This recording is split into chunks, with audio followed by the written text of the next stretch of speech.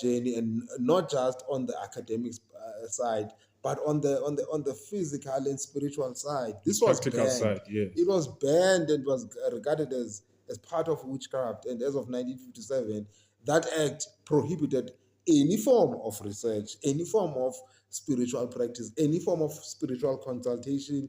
And as I said in our previous talk, that there was a point when we were growing up in South Africa whereby traditional healers were almost absent. You would swear they did not exist. Yes, you did say there was a law that prevented. It prevented them. I think it was called witchcraft or something. Yeah, Prohibition of Witchcraft Act of 1957 under Yes. the new apartheid system. And you ask yourself, hey man, but our people had no access to that. But funny enough, white South Africans, and in fact any white person that came with a camera and the crew would be allowed to capture these people. And you find yourself, and our welcoming villages would welcome these charlatans. These charlatans, because they are white, and also the fear of saying the fear of, if you reject these people, it will be treason in South Africa, because it allowed them, because of their color of their skin. But now what is very painful is the fact that they were there to extract, to excavate all the indigenous sacred knowledge that belonged to us. Yes. And they used it for whatever, frivolous things they want, misconception and direction they want to perpetuate in a negative, way in the West. So these are the things that were expected to be answered after 1994.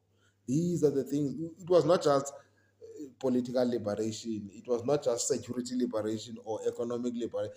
These are our very, very sensitive, sacred beginnings. Yes. That even our leaders, our DNA, and our leaders are trampling all over that. They don't care. The only time they acknowledge, indigenous knowledge, politicians, is when they want to move from one position to another. They know that I have to go slaughter a cow. I have to go and consult from a traditional healer. I have to fix I have to speak to the king. I'm gonna need votes. I'm gonna speak to my people. I'm gonna fix my household and feed the whole village. Yes. That's gross manipulation, because there's nothing to teach or learn from that. It's just manipulation, because you know that you are now in a democratic society whereby you are allowed to perform rituals. And you are now manipulating even your ancestors by saying, if I give you 2 cows and I slaughter them for you, and however drums of mkomboti, and how many what bottles of what, and it's an act. It's an act just to say, I want to move from being an MEC to a minister. Help me get what I want. Help me get what I want, and then when they get what they want, that's it. That is the last time. That is the end of their so-called relativity and relationality with their ancestors. So yes.